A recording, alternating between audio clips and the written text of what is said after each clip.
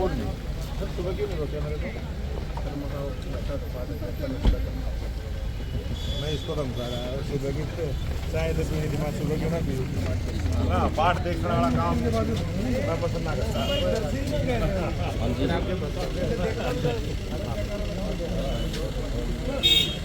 क्या हाल है जी? जय श्री राम, जय श्री राम, जय श्री राम।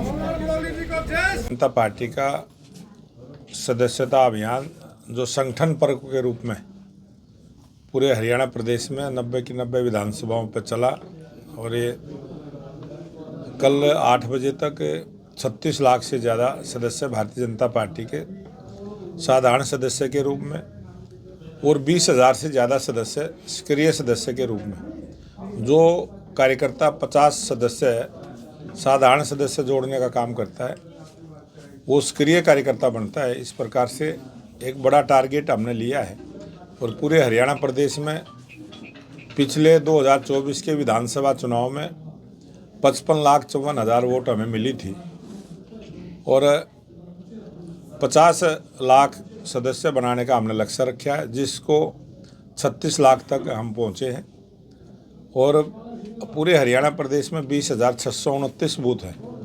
प्रत्येक बूथ पर 3 सक्रिय कार्यकर्ता बने। इस टारगेट को लेते हुए 50,000 सदस्य बनाने का हमने लक्ष्य रखा है और 20,000 सदस्य बने हैं। 17 दिसंबर को हम पहली सूची जारी करेंगे। जो भी कार्यकर्ता सक्रिय सदस्य बनेगा उसकी सूची सार्वजनिक रूप से प्रेस में भी देंगे और अपने कार्यालय पर भी चिपकाने का काम करेंगे और पूरा विवरण सक्रिय कार्यकर्ता का भारतीय जनता पार्टी की सरल ऐप पर भी लोड होगा, जिसकी पूरी जानकारी सबको रहेगी। और ये भारतीय जनता पार्टी की जो हरियाणा में तीसरी बार स्पष्ट बहुमत की सरकार बनी है, इन्हीं कार्यकर्ताओं के दम से, इन्हीं के प्रयास से, इनके परिश्रम से बनी है और लगातार हरियाणा प्रदेश में भारतीय जनता पार्टी की सरकार बने, इस कड़ी को मजबूत करते हुए ये सदस्यता अभियान चलाया है। और बड़ा जो लक्ष्य लिया है हमने इसीलिए लिया है कि जब हम आज़ादी का 100वां वर्ष मनाएं और ये देश विकसित राष्ट्र बने, हरियाणा भी उसमें शामिल हो और हरियाणा में भारतीय जनता पार्टी की सरकार लगातार चले। आज हरियाणा में डबल इंजन की सरकार बनी है।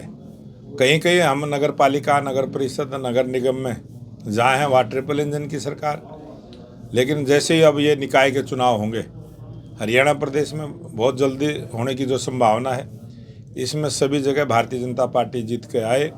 34 की 34 जो चुनावी सीटें हैं उन सब पर भारतीय जनता पार्टी का कार्यकर्ता जीत के आए। इस प्रकार का प्रयास हमने संगठन के माध्यम से किया है और पूरी मजबूती के साथ भारतीय जनता पार्टी मजबूत हुई है। पूर्व मुख्यमंत्री हैं भूपेंद्र हुड्डा, वो तो कह रहे हैं कि बीजेपी की जो सरकार है, सैनी साहब की सरकार, वो तो खाली लिफाफा है।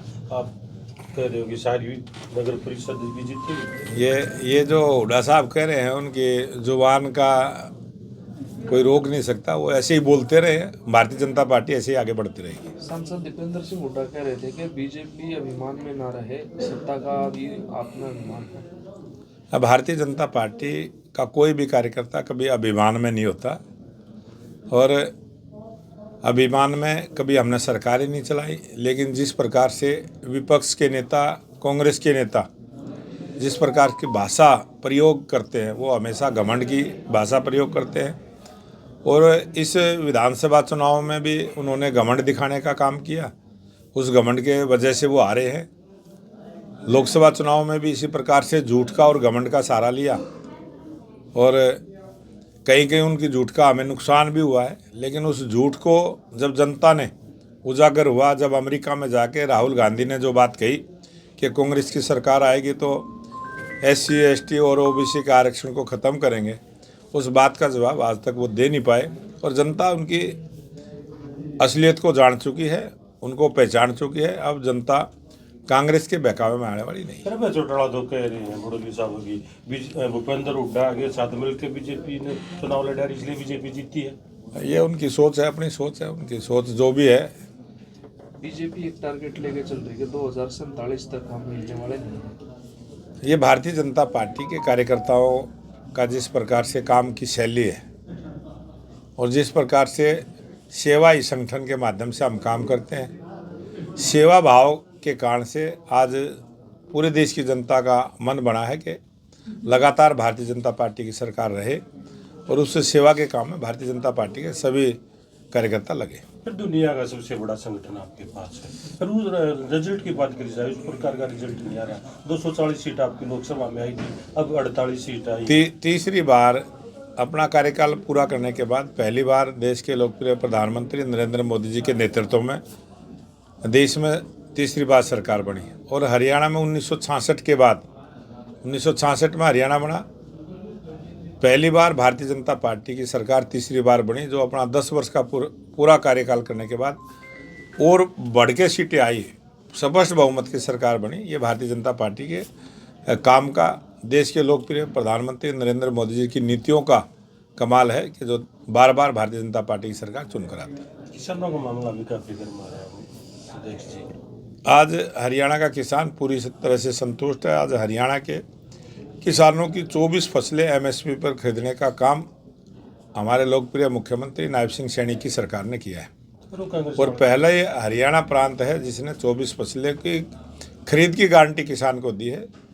आज जो किसान आंदोलन कर रहे हैं वो पंजाब प्रांत के किसान हैं और पंजाब की सरकार की जिम्मेवारी बनती है कि वो किसानों के साथ बैठ के उसका समाधान करें। विपक्ष द्वारा तो आरोप लगाए जा रहे हैं कि बीजेपी सरकार किसानों के साथ अत्याचार कर रही है। आज किसानों की भलाई के लिए किसान सम्मान निधि देने का काम किया तो हमारे देश के लोकप्रिय प्रधानमंत्री नरेंद्र मोदी जी की सरकार ने किया। आज फसलें खरीदने का जो एमएसपी पर 24 फसलों की गारंटी दी है तो वो भारतीय जनता पार्टी की सरकार ने दी है। और जहाँ जहाँ कांग्रेस की सरकारें हैं, जहाँ विपक्ष की सरकारें हैं, वो पहले किसानों के लिए करके दिखाए, जो हरियाणा में किया है। कांग्रेस पार्टी ने बहुत बार लोकतंत्र की हत्या की है। कांग्रेस पार्टी ने 1977 में भी देश में इमरजेंसी लगा के लोकतंत्र को ख़त्म करने का काम किया था। कांग्रेस पार्टी ने कई बार भारतीय जनता पार्टी की बनी हुई चुनी हुई सरकारों को समाप्त करके लोकतंत्र की हत्या करने का काम किया है। कांग्रेस पार्टी ने संविधान के साथ भी खिलवाड़ की है और लोकतंत्र के साथ भी खिलवाड़ करने का काम कांग्रेस पार्टी ने किया है।